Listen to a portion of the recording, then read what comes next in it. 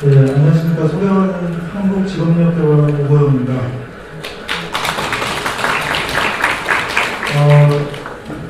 이렇게 많은 분들이 오실 줄은 저는 상상도 못했고요. 보통 이렇게 발표 나오면 몇 분 안 오시는데 주제 때문에 아마 많이들 이렇게 오시지 않을까 싶고 굉장히 부담감을 많이 느꼈습니다.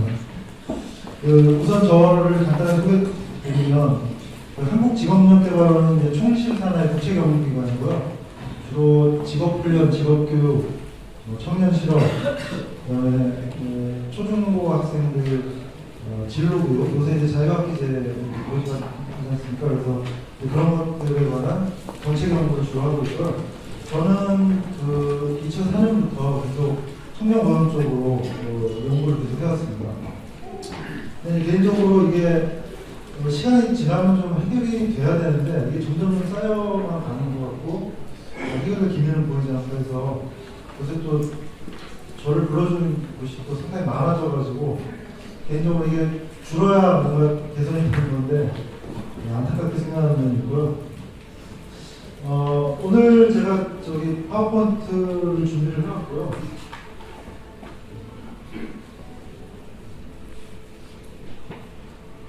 네. 오늘 드릴 말씀 순서는 이제 청년 취업난 이야기는 많은데 이게 도대체 무엇 때문에 발생하고 있는지 그리고 이제 그런 문제를 해결하기 위해서는 우리 사회가 어떤 것들을 이제 준비를 해야 되는지 이런 내용을 가지고 말씀을 드리겠습니다. 잘 아시다시피 이제 현 정부 들어서서 고용률 70%를 가장 중요한 이제 국정과제를 내세웠죠. 그래서 아마 역대 정부에서 일자리 문제를 국정과제 제일 첫 번째로 내세운 적은 없고 이게 거꾸로 말하면 그만큼 일자리 문제가 굉장히 심각하다는 거죠. 지금 이제 정부에서 하고 있는 것 중에 여성 일자리 문제, 그러니까 취업한 주부들이 다시 노동시장에 이제 나올 수 있도록 여러 가지 정책들을 하고 있고요. 그다음에 이제 베이비 세대들이 은퇴했을 때 제2인생, 인생 이모작 이런 것들을 이제 또 대책을 하고 있고. 그래서 정부 성과가 굉장히 좀 있습니다. 고용이 꽤 올라갔어요. 근데 유독 청년층은 지금 아직 계속 답보 상태. 소폭 올라가는 정도에 그치고 있고, 특히 2014년에는 고용률이라고 하는 게 있거든요. 고용률이 뭐냐면은 인구가 분모고요. 그냥 분자가 이제 취업자수입니다. 근데 이게 이제 최초로 40% 밑으로 떨어졌다는 거죠. 그만큼 이제 청년 고용 문제는 계속 해결이 안 되고 있고, 근데 이게 왜 해결이 안 되냐? 제가 생각하기에는 청년이라고 하는 것이 굉장히 사회적으로 이렇게 립서비스는 많지만 실제적으로는 정책이 그렇게 많이 추진되지 않는다는 거죠. 예를 들어서 우리나라 일자리 예산이 한 12조 정도 되는데 그 중에 청년 일자리 예산은 한 2조 정도. 그러니까 국가 전체 예산으로 보면 굉장히 아주 미미한 포션이고 일자리 예산 중에서도 한 10% 남짓 이렇게 되는 수준이니까 이게 이제 언론에서 이렇게 심각성은 많이 얘기하지만 실제 정책으로 추진되는 거는 그 강도가 굉장히 좀 못하다 이렇게 말씀을 드릴 수 있고요. 또 하나는 이제 우리 사회가 지금 많은 문제들이 있죠. 대기업 중소기업 문제, 그다음에 수도권하고 지방교차 문제 여러 가지 문제가 있는데 그 문제들의 최종 종착점이 어디냐? 청년이라는 거죠. 예를 들어서 대기업 중소기업 문제, 원하청 문제, 이중구조, 양극화 이런 게 문제가 되면 결국은 중소기업 사장님이 제일 피해를 보는 그럴 수도 있지만 하여튼 그 제일 밑단으로 가면 결국은 취업을 하는 청년들이 비정규직이나 저임금 결국 이렇게 이제 귀결이 된다는 거예요. 수도권하고 지방 문제 역시도 지방에 있는 청년들이 일자리를 찾기 굉장히 어렵다는 거예요. 그러니까 그런 여러 가지 문제들이 있지만 그거에 가장 어떻게 보면은 커다란 피해를 입는 계층이 청년층이다. 근데 청년층은 정치적으로 보면 대변해주는 정치 집단이 없는 거죠, 사실은. 대부분은 이제 베이비 세대라든지 이렇게 돼 있고 청년층은 사실은 이렇게 흩어져 있기 때문에 결집이 안 돼 있고 그래서 정치적으로도 이제 대변해줄 그런 집단이 없다는 거죠. 2014년 같은 경우에 정부에서 추진하고 있는 고용정책 가지수는 85가지입니다. 고용부를 비롯해서 여성부, 산업부, 중부청 등등 해서 많지만 실제로 이 정책들이 가시수를 맞추는 내용적으로 보거나 아니면 그 성과를 봤을 때는 굉장히 미미하다 이런 거고요. 근데 청년 실업이 왜 중요하냐, 청년 고용 문제가. 첫 번째로 청년 개인들이 학교를 졸업하고 노동시장에 들어와서 경력을 이제 쌓는 첫 단계거든요. 근데 이 첫 단계에서 좌절이 되면 이게 그 사람의 인생 전체적으로 계속 문제가 영속적으로 남아있게 되는 거예요. 처음에 취업을 못하면 자신감이 떨어지고 또 취업을 했을 때 여러 가지 교육 훈련을 받는 걸 못 받게 되고 그 기간을 제대로 못하면 그 후에는 어떻게 보면 이제 나고자 비슷하게 되어버린다는 거죠. 그래서 노동시장에 정규적으로 편입 안 되고 주변을 이제 맴도는 주변화되는 이제 그런 문제가 이제 있다는 거고요.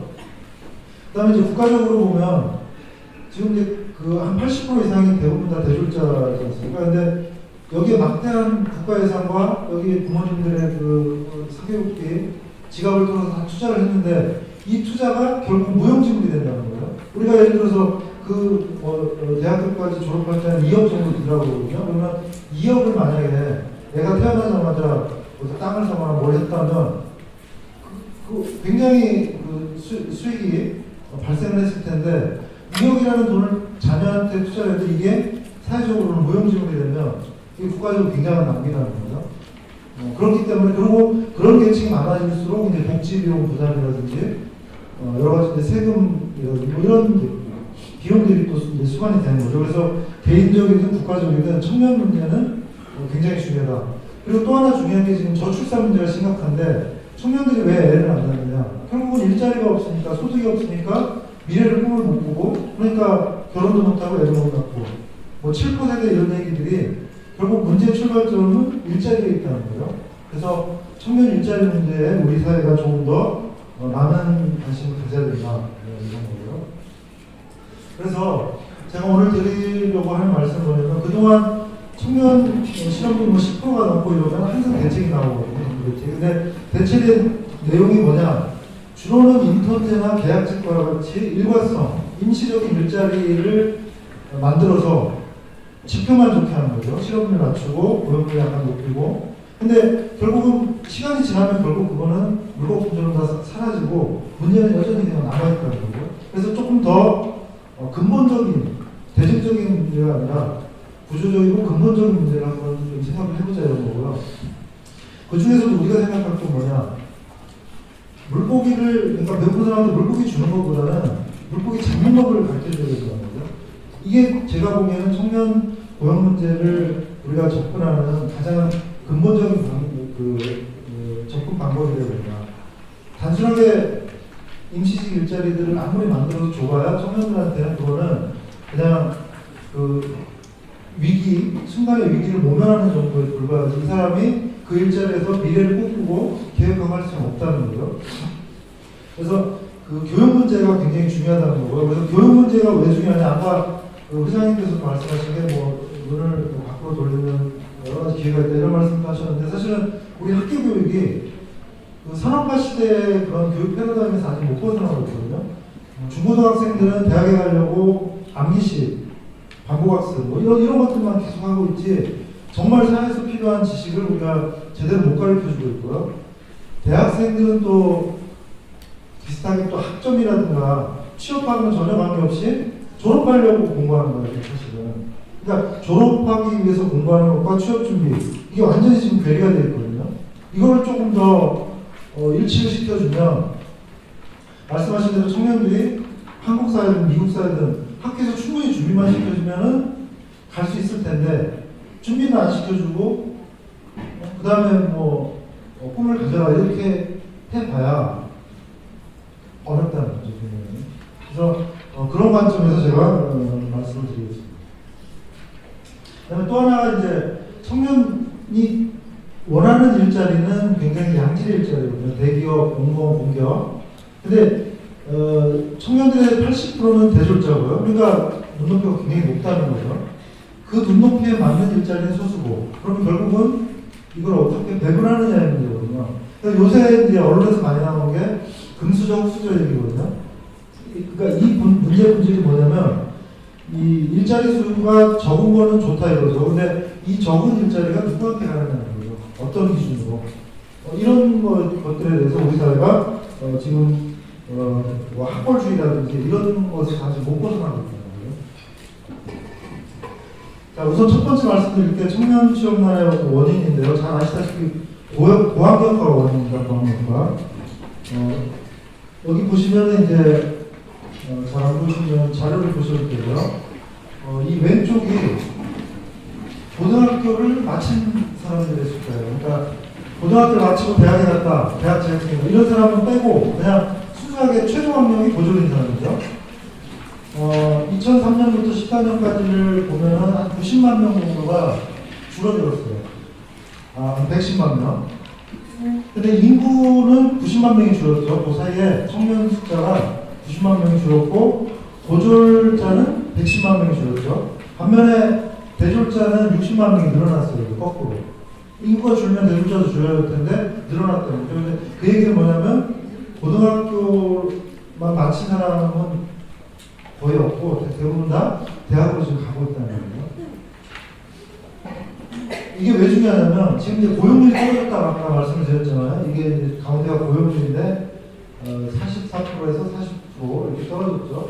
근데 졸업자, 그러니까 학교를 졸업한 사람하고 현재 학교에 다니는 사람을 이렇게 둘로 나눌 수 있어요. 근데 졸업자만 보게 되면 고용률이 안 떨어졌어요. 똑같아요. 그러니까 결국은 이 재학생들이 많아져가지고 고용률이 떨어졌다 이렇게 볼 수 있는 거죠. 그래서 이 고용률이 떨어진 근본적인 원인은 고학력화, 대학에 많이 가는 그것 때문에 있고, 근데 대학을 졸업하면 일단은 어디든 취업을 일단 한다는 거죠. 취업의 질을 떠나서 만족하느냐 이런 건 떠나가지고 한 2, 3년은 이렇게 버티다가도 하여튼 결국 30 가까이 되면 옛날이랑 똑같이 취업을 어디든 그냥 해버린다는 거죠. 요거는 이제 좀 복잡한 얘기인데 아까 그 말씀을 이제 숫자를 좀 이렇게 구체적으로 숫자로 계산을 해본 거예요. 요거는 그냥 관심 있으신 분은 자료집 보시면 아마 금방 이해가 될 거니까 제가 요 그림 설명으로 대신 보시겠습니다. 요것도 이제 마찬가지거든요. 자, 이제 이렇게 고학력화가 되는데 그러면 왜 대학에 가느냐? 다 아실 거예요. 대학을 가지 않으면 대우를 못 받고 좋은 일자리를 못 간다. 이런 것 때문에 다 대학을 가죠. 그다음에 대학을 가는데 또 좋은 대학을 가야 되죠. 스카이라든지 뭐 상위권 대학, 연문 대학을 다 가야 되는 거죠. 그렇게 하는 이유가 다 있다는 거죠. 합리적이니까 그런 게. 자, 우선 부모의 소득이 저소득, 중소득, 고소득으로 나눴고요. 나눴을 때 이제 자녀가 이 대학설, 이건 이제 중앙일보에서 대학설을 발표를 하거든요. 그 대학설대로 이렇게 한번 분포를 봤어요. 근데 여기 보시면 저소득층은 그 10위권 대학에 한 1% 정도가 지나더라고요. 고소득층의 경우는 7.4%. 그러니까 한 7배 이상 고소득층이 명문대 많이 진학한다는 얘기죠. 그러니까 대학 진학률도 중요하지만 더 중요한 거는 이 명문대에 가느냐 못 가느냐 이거잖아요. 그래서 지금 입시 경쟁을 치열하게 펼치는데 결국은 이렇게 명문대 가려고 하고 명문대 가는 데서 중요한 게 뭐냐? 부모님이 얼마나 자녀한테 사교육을 시키느냐. 결국은 그런 거죠. 여기서 이제 통계가 나가는데. 그러면 이제 노동시장에서 이제 보자는 거죠. 자, 출신 대학에 따라가지고 그러면은 임금이 어떻게 되느냐. 이 대졸 대학을 졸업한 이제 첫 번째 직장에 간 사람들, 신입직원들 대상으로 이제 조사한 거예요.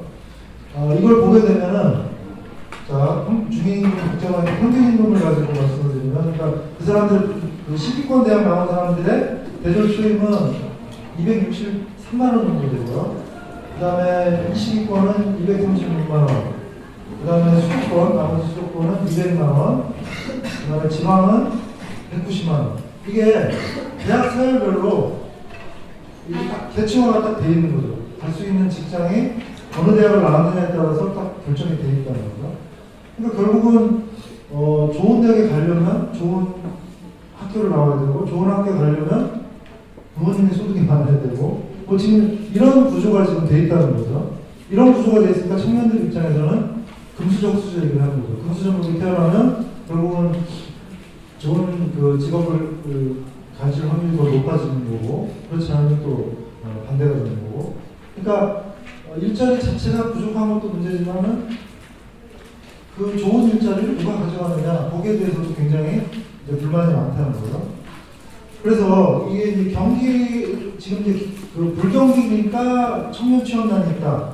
저는 그거는 좀 틀렸다고 봐요. 왜냐하면 지금 청년들의 취업 능력이 굉장히 높기 때문에 좋은 일자리, 대기업, 공기업, 공무원 이걸 지금 목표로 하는 거지.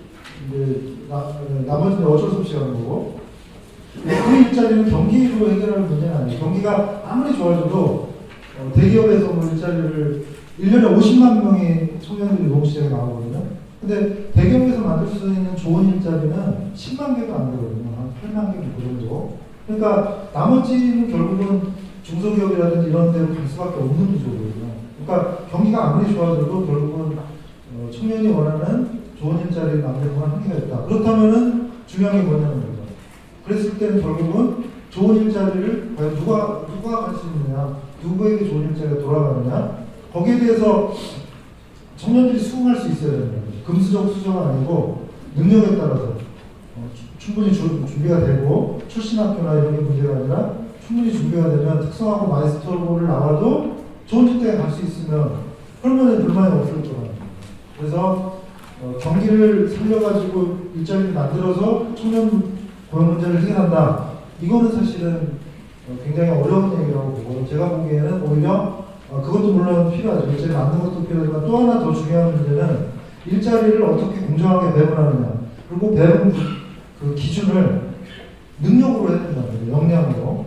그 사람이 얼마나 준비되어 있느냐. 출신 학교랑 간판 이런 거 따지지 말고 준비가 되어 있다면 그런 사람들한테 기회를 주는 그런 사회를 만드는 것이 중요하다. 그런 말씀을 드릴 수가 없겠습니다. 요 뒤에 표들은 다 대부분 비슷합니다. 아까는 임금근로자 전체, 여기는 상용직 임금근로자, 그 다음에 이제 선방직자, 대기업, 공무원, 공기업 그런 걸 가지고 이제 평균 임금으로 계산을 해봤는데 대부분 다 동일한 표현이 나옵니다. 자, 그 다음이 이제 그 선방직장 취업 경쟁입니다. 자, 청년들이 선방직장은 아까 말씀드린 대로 한 16% 정도밖에 안 되거든요. 여기 숫자 보시면 우리나라 전체 임금 근로자가 한 1,900만 명쯤 되거든요. 그 중에서 선방직장, 대기업, 공기업, 공무원 이게 한 300만 명쯤 되고요. 그러니까 한 16% 되는 거죠. 그러니까 청년도 마찬가지예요. 청년 인구 중에 한 16% 정도만 그 선방직장에 갈 수 있는 거죠. 그러니까 그거를 목표로 지금 유치원 때부터 이제 계속 그 경쟁을 펼쳐서 이제 나가고 있는 거죠. 그래서 대학을 졸업해서 선방직장으로 이제 가느냐 못 가는 거죠. 이제 여기 보시면은 그 선방직장의 그 2005년부터 14년까지 10년 동안의 변화거든요. 전체적으로 보면 선방직장 숫자는 이 오른쪽이고요. 요거 파란 막대기 45만 개가 늘어났어요. 일자리 숫자가. 근데 청년들한테는 7만 5천 개 줄었고요. 30에서 49세 25만 개 줄었고 50세 이상이 27만 개 줄었고요. 그러니까 청년들한테 돌아가는 좋은 일자리 숫자 자체가 절대적으로 줄은 거예요. 근데 이 기간 동안에 10년 동안에 청년들은 굉장히 고학력화됐거든요. 대학에 거의 다 80% 가까이 진학할 정도로 고학력화됐고 눈높이는 높아졌는데 청년들한테 돌아가는 일자리의 질은 안 좋아졌다는 거예요. 좋은 일자리는 오히려 7만 5천 개가 줄어들었다는 거죠. 여기서 이제 남녀를 보면 청년 중에서도 여자가 특별히 더 많이 줄었다는 거예요. 여자들한테 돌아가는 좋은 일자리 숫자가 줄었다 이렇게 되고요. 나머지 연령은 이제 관심이 아니까 넘어갔으면 될 것 같고. 그래서 청년들은 굉장히 단군 일에 가장 똑똑하고 많이 배운 세대다 이렇게 평가를 받지만 오히려 주어지는 일자리는 그렇게 썩 좋지 않다 이렇게 말씀드릴 수 있겠고요. 그래서 이제 청년들끼리 지금 굉장히 치열하게 선방직장 가기 위한 경쟁을 펼친다는 거죠. 그래서 취업 준비 인원을 보면 2007년에 68만 명에서 2014년에 100만 명, 104만 명, 거의 뭐 2배 가까이 막 이렇게 증가하는 거죠. 그러니까 증가하는 이유가 고학력화 됐으니까 내가 투자한 게 있는데 아무 데나 못 간다는 거죠. 거기 가기 위해서 대학 학교 비용 말고 그 이외의 것들을 준비하는 겁니다. 어떤 걸 준비하냐? 보게 되면 매년 파란막대기 과거에는 공무원 시험 준비가 압도적으로 많았다는 거예요. 그렇습니까? 근데 이거는 이제 거의 일정하게 비슷하고요. 특히 늘어난 것이 자격증. 지금 저도 대학에서 이제 그 강의를 하고 있는데 학생들이 가장 궁금해하는 게 이거예요. 자, 졸업장은 이미 결정이 된 거죠. 대학에 입학하는 순간 졸업장은 이미 딴 거나 마찬가지예요. 등록금만 내면 다 졸업장 주니까. 그러면 그 다음에 그럼 내가 체크할 수 있는 게 뭐냐? 자격증이죠. 자격증 따고 싶죠. 근데 자격증이 너무 많으니까 뭘 따야 되느냐가 가장 궁금해하는 거예요. 근데 지금 자격증이 과거에 민간 자격 같은 경우에 보면 1000개가 안 되거든요. 지금은 6000개 이상 돼요. 그러니까 너도 나도 다 자격증을 만들어요. 근데 그 자격증 중에 어떤 게 정말 효용성이 있냐? 노동시장에 갔을 때 취업되는 자격증이 뭐냐? 여기에 대해서 정보가 없어요. 그러니까 청년들은 불안하니까 일단 자격증을 따자. 그래가지고 자격증을 엄청나게 하고요. 그 다음에 들은 게 이제 직무적성 시험. 삼성고시, 현대고시 직무적성 시험 대기업들이 그걸 도입을 했거든요. 그래서 이 대기업 입사 시험 준비하는 이제 그런 직무적성 시험 준비 숫자가 엄청나게 늘었죠. 이제 마지막에 공기업 시험 준비. 그래서 청년들은 지금 학교 졸업하기 위해서 학점도 들어야 되고, 그 다음에 또 이런 그 취업 준비도 또 해야 되니까, 결국은 이제 대학을 5년 다니고 6년 다니는 게 정상처럼 돼버리죠. 비정상이 정상처럼 돼버리는 그런 지금 시대가 됐습니다. 근데 문제는 좋다 뭐 이렇게 경쟁을 했는데, 그러면 좋은 직장 간 사람들이 누구냐? 거기에 대해서는 청년들이 동의를 못 한다는 거예요. 거기 간 사람하고 나하고 나는 못 갔고 그 사람은 갔는데, 간 사람은 나보다 이런 준비를 더 많이 했느냐? 거기에 대해서 별로 동의를 지금 못 하고 있다는 거죠. 우리 사회가 동의를 못 하니까 굉장히 갈등적으로 이제 많아지고 있는 거죠. 그래서 뭔가 좀 동의할 수 있도록 우리 사회가 좀 준비를 해야 된다. 이런 말씀드릴 수 있겠고요. 그 다음이 이제 인문계 취업난입니다. 요새 이제 이야기가 많이 나오는 거죠. 지금 이제 대학 교육 중에서도 가장 문제는 인문계, 그러니까 사회계 인문계 있을 때, 인문계는 이제 문사철, 소위 말해서 여기 문사철 출신 분도 아마 계실지 모르겠는데, 원래 대학이라고 하는 거는 학문을 하는 기관이잖아요. 대학의 고유 목적은 학문, 진리탐구가 있는 목적인데, 이것이 지금 과거에는 인구의 한 10%나 20% 정도가 대학에 갔죠. 그 시대에는 엘리트 교육이었죠. 근데 지금은 모두가 다 대학에 가고, 그러다 보니까 결국은 대학의 삶이 뭐냐? 자, 대학을 졸업하면 취업을 하니까 결국 취업 준비를 시켜달라. 이게 이제 사회의 요구잖아요. 근데 대학 사회는 아직도 대학은 학문 탐구, 진리 탐구의 기관이다. 우리가 왜 취업 준비를 하느냐? 이런 지금 아직 합의가 아직 안 되고 있다. 그 중에서도 제일 심각한 것이 인문계예요. 인문계는 정말 순수한 학문이에요. 이건 직업하고 매칭 관계, 관련성이 거의 없죠. 철학하고 동양 철학원하고 이 관련성이 전혀 없는 거잖아요. 그렇기 때문에 그 인문계는 특히나 지금 그런 압력이 굉장히 센 거죠.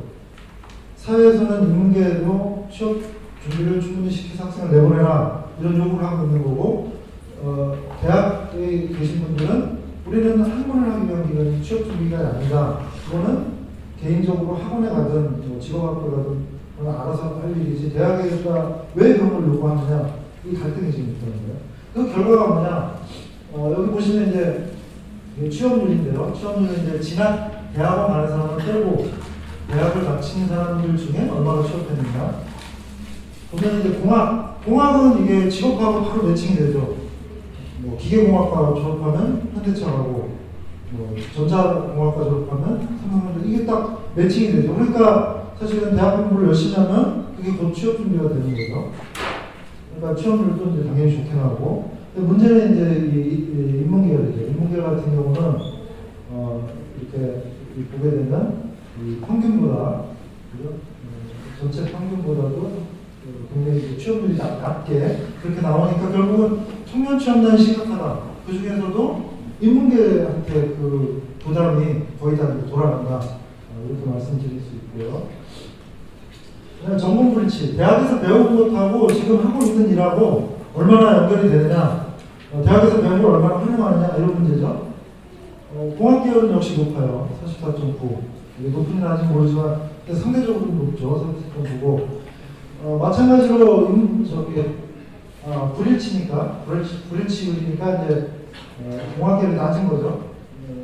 불일치되는 비율이 23이니까 일치되는 비율은 7% 이렇게 되는 거고요. 근데 인문계열은 불일치 비율이 한 절반 가까이 됩니다.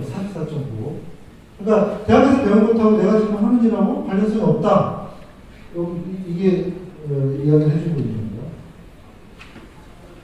거예요. 그 다음에가 이제 하향 취업입니다. 내가 대학을 졸업했지만 대학 졸업장에 맞는 일을 하느냐, 내가 하는 일이 고졸자도 할 수 있는 일이냐, 이런 거죠. 이게 보게 되면 공학계열은 내가 하고 있는 일이 고졸자가 하는 일이다. 그게 한 15.16%밖에 안 되죠. 근데 인문계열은 한 27%, 거의 한 3분의 1 정도, 100명이 졸업하면은 한 28명 정도는 내가 고졸자 일을 하고 있다. 아니면 그런 뜻이죠.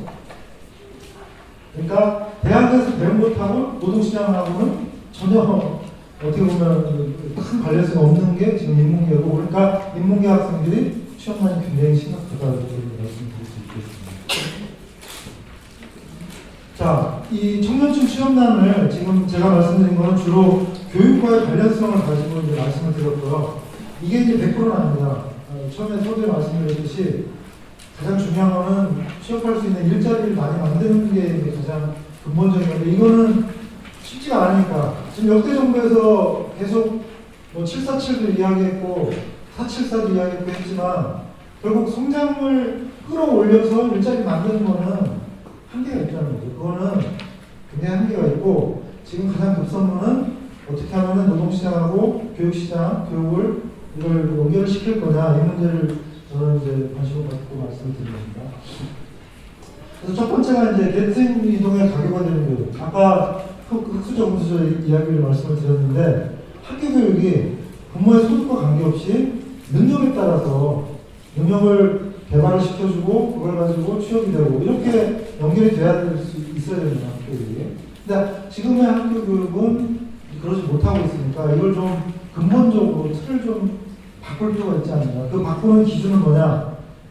역량 중심으로 바꿔야 된다는 거예요. 지금 암기해가지고 점수 위주 이거에서 지금 초중고 아직 못 벗어나고 있고, 대학 교육도 그 학문 프레임에서 지금 못 벗어나고 있거든요. 그래서 학문이라는 것도 중요하지만 취업하고자 하는 학생들한테는 취업 역량도 키워줘야 된다. 그래서 제가 지금 여기는 안 썼지만 제안을 항상 하는 게 뭐냐면은, 대학도 트랙을 2개로 나누자는 거죠. 똑같은 경제학과를 갔어도 학문을 계속할 사람, 그건 학문 트랙으로 해서 정말 학문을 하는 데 필요한 걸 가르쳐주고, 또 하나는 나는 대학은 왔지만 학문에 뜻이 없고 취업을 하겠다.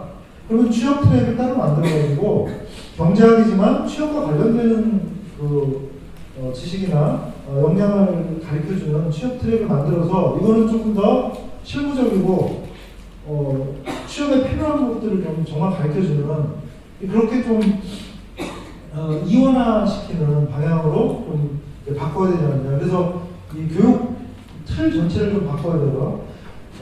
그렇게 하기 위해서는 학교 외부의 역량을 써야 됩니다. 왜냐? 실무 역량은 대학 교수님들이 모르죠. 왜냐? 대학 교수님들은 학교 졸업하고 유학 갔다가 바로 학교로 왔는데 사회를 전혀 모르잖아요. 사회가 어떻게 돌아가는지 어떻게 알겠어요? 모르죠. 그럼 결국은 그 실무에 종사하고 있는 전문가들을 대학으로 부르고 고등학교로 불러서 실무 지식을 가르쳐줘야죠.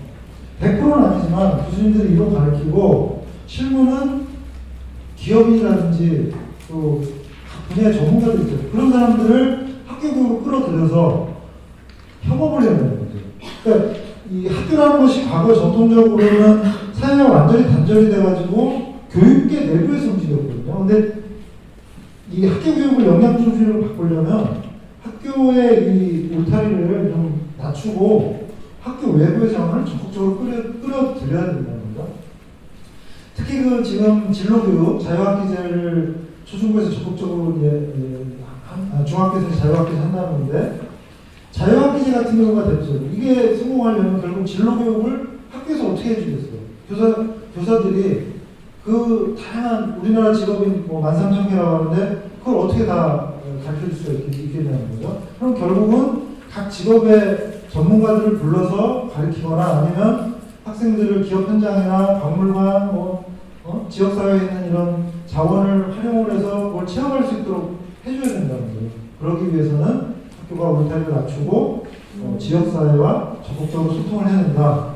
그런 말씀을 드릴 수 있겠고요. 두 번째가 이제 그 취업 역량을 키워주는 사회 시스템입니다. 지금 이제 정부에서 하고 있는 게 NCS거든요. 국가 직무역량 표준.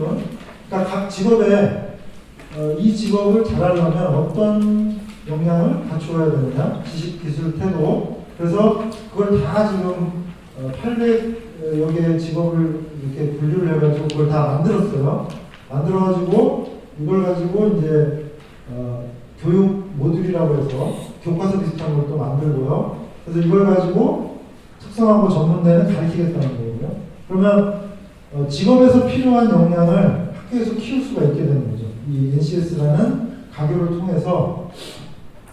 근데 문제는 이게 굉장히 좋은 시도인데 관주도로 하고 있다는 게 문제죠. 그러니까 서양 같으면은 각 직업에서 필요한 거를 그런 협회나 이런 게 위주가 돼가지고 협회가 학교랑 손을 잡고 교과서도 만들고 교육을 시키거든요. 그러니까 굉장히 현장성이 있는 걸 가르치게 되죠. 근데 우리는 학교가 그런 걸 수용할 태세도 안 돼 있고 기업들도 자기들 이익 추구하는 것만 지금 추구를 하고 있고, 그래서 이 협업이 안 되니까 정부가 지금 주도적으로 하고 있거든요. 그래서 이거를 굉장히 이제 새로운 시도고 한데 성공시키는 게 이제 중요하다는 거죠. 그래서 정부 중심에 하고 있는 것들을 이제 산업계 중심으로 바꾸면서 이게 정착될 수 있도록 굉장히 노력할 필요가 있겠다 이런 거고요. 그 다음에 학교에서 잘 가르치면 기업이 학생들을 뽑을 때 출신 학교나 간판 보고 뽑으면 안 되겠죠. 여전히 출신 학교 보고 뽑으면 아무리 잘 가르쳐봐야 아무 소용이 없는 거죠. 기업 역시도 역량 중심으로 채용 제도를 바꿔야 된다는 거죠. 이 사람이 역량이 있는지를 아까 말씀드렸던 NCS라든지 이런 걸 활용을 해서 그걸 평가를 하고 평가한 결과를 가지고 채용을 하고, 그래서 출신 학교나 간판으로만 했던 과거 방식에서는 이제 기업도 적극적으로 벗어나야 된다. 그렇게 말씀드릴 수가 있겠고요. 그 다음에 하나가 이제 창업교육입니다. 우리나라는 지금 청년들한테 창업을 해라, 지원을 해주겠다 이런 이야기들을 많이 하는데 정작 학교에서 창업교육은 별로 없다는 거죠. 예를 들어서 제가 분석을 해봤는데 명문대학생들이 똑똑하니까 공대학생들이 기술도 아니까 창업을 많이 할 것 같죠. 전혀 반대라는 거죠. 그 사람들은 취업기회가 많기 때문에 근로자로 취업을 하고 오히려 창업하는 사람은 누구냐? 취업이 안 되는 사람들, 인문계, 그 다음에 비명문대 이런 사람들이 창업을 하죠. 창업을 뭘 하느냐? 도소매 음식 숙박이요, 카페, 음식점, 기술이 없이도 할 수 있는 거. 근데 여기서 말씀드리는 창업은 뭐냐면 기술 창업이죠. 정말 스마트폰 관련된 이런 기술이라든지 아주 높은 기술력을 바탕으로 해서 좀 우리 경제에 새로운 기회를 만들 수 있는 그런 창업이죠. 근데 우리는 초, 중, 고 무조건 명문대 입시교육이잖아요. 그러니까 창업에 대해서는 학생들이 어렸을 때부터 관심이 없어요. 근데 미국 같은 경우는 창업에 대해서 굉장히 어렸을 때부터 적극적으로 그거를 가르치니까 마인드 자체가 나 공무원 되겠다. 그거는 미국의 정말 엘리트들은 나 공무원 되겠다는 거의 없다고 그러죠. 그거는 중간 정도 인재고, 정말 최고 똑똑한 애들은 교수 되겠다 이런 것도 아니고 창업이에요. 창업. 빌 게이츠라든지 이런 사람들은 창업이라고 하고요. 그게 사실은 돈 가장 많이 벌고 돈 많이 벌고 보면 또 사회에서 존경받고 하는 게 미국 사회니까 당연한 거죠. 근데 우리는 가장 똑똑한 사람이 교수 되고 공무원 되고 하기 때문에 결국은 이 그 창업 1세대들, 정주영 이런 1세대, 그 다음에 외환위기, 그 IMF 위기 이후에 뭐 다음이라든지 아래하는 이런 그 이후에는 지금 이렇다 할 기업들이 지금 안 나오고 있는 게 원인이 결국은 똑똑한 이공계 똑똑한 사람들은 의대 가고 문과에서는 다 법대 가서 공무원 되고 뭐 이런 구조이기 때문에 좋은 기업들이 안 나오는 게 아니냐. 그래서 학교에서 조금 더 이 똑똑한 사람들이 꿈을 가질 수 있도록 아까 회장님 말씀하신 대로 정말 꿈이 중요한 것 같아요. 저는 꿈이 공무원에서 막혀 있으면 그 이상은 갈 수가 없는 거예요. 꿈이 세계 최고의 뭐 IT 기업을 이루겠다라든지 뭐 이런 게 있어야 가능성이 현실화가 되는 거겠죠.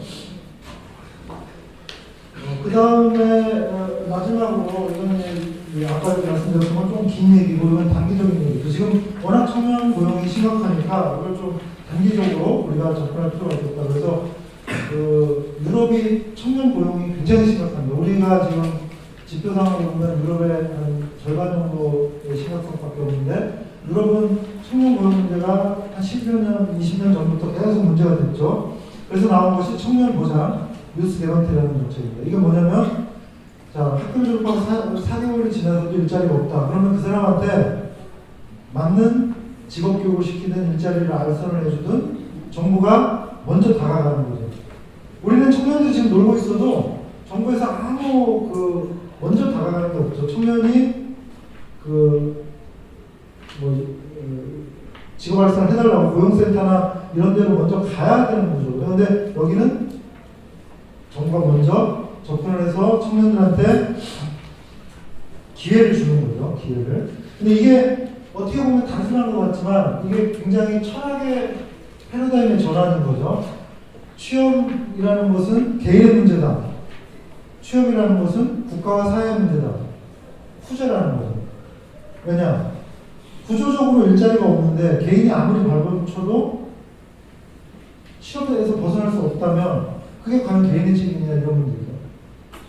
그래서 등장한 것이 뉴스 개런티고 그렇기 때문에 취업을 기회를 주려면 결국은 여기 말씀드렸던 학교 교육이라든지 학교 교육 시스템도 노동시장의 수요를 반영을 해야 되고 그 다음에 고용 활성도 더 적극적으로 개인별로 상담 서비스라든지 더 과거에 앉아서 기다리던 방식에서 먼저 다가가는 방식으로 바꿔야 되고 그래서 이 정책을 중심으로 해서 청년들한테 일자리를 주기 위해서 뭘 해야 되느냐를 근본적으로 고민을 하고 그 고민하에서 다시 이거를 재구조화를 한 것이 뉴스 개런티죠. 그래서 우리나라도 지금 서울시라든지 이런 데서 이런 청년 보장 이런 게 지금 이제 하나씩 둘씩 등장을 하고 있습니다. 국가적으로는 아직 이렇게 패러다임을 바꾸는 접근, 정말 범정부적으로 협력을 해서 청년 문제를 해결하기 위한 관점에서